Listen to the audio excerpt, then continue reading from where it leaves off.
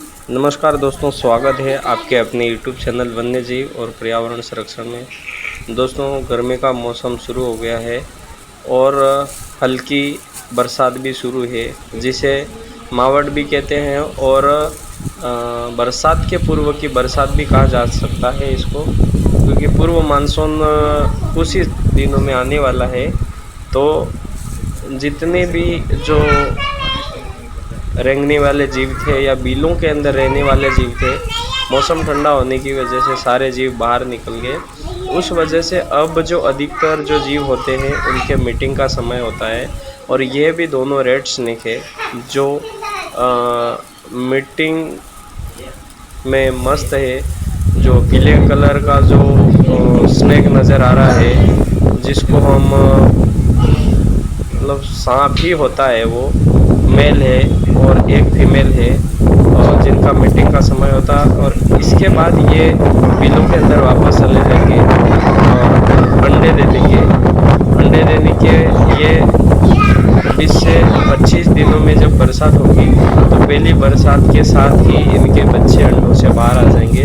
तब तक ये 15 से 20 दिन ये अपने अंडों के साथ रहते हैं, उनको पूरी तरह से तैयार करते हैं, और बरसात जैसे होती है तो बच्चे ऑटोमेटिक इनके बाहर आ जाते हैं। जैसे ही बच्चे बाहर आते हैं तो बहुत ही अग्रेसिव होते, अग्रेशन के साथ ही ये बच्चे बाहर भागने का प्रयास करते।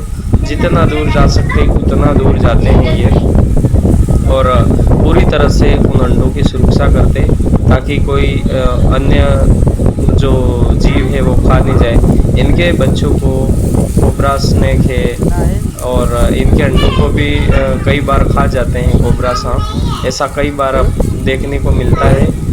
बाकी इनके बच्चों को और बड़े बड़े सांपों को, जो बड़े सांप होते हैं रेड स्नेक होते हैं, उनको भी कोबरा सांप खा जाते हैं। तो ये जो सांप होते हैं ये नॉन वेनेमस होते हैं, इनमें किसी भी प्रकार का कोई जहर नहीं होता है, बस ये कुछ मांस खाते हैं। उस वजह से इनके जो दांत होते हैं उसके अंदर बैक्टीरिया होता है। बाकी इनके दांतों में बैक्टीरिया नहीं होता, क्योंकि इनके दांत तलवार की तरह तेज़ धार वाले होते हैं, बहुत ही ख़तरनाक होते हैं।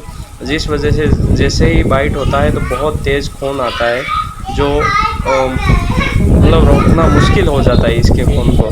तो इस सांप को किसानों का साथी कहा जाता है। ये खेतों के अंदर अक्सर पाया जाता है और ये काटता नहीं है। जब भी हम सामने जाते हैं बहुत तेज़ भागता है, जिसे घोड़ा पछाड़ भी कहा जाता है। चैनल को सब्सक्राइब करें, लाइक करें, शेयर करें, कमेंट करें।